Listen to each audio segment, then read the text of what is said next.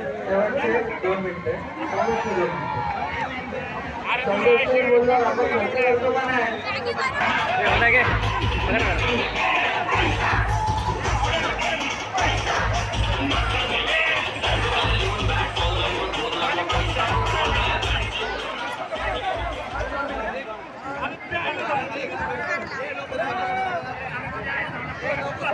hello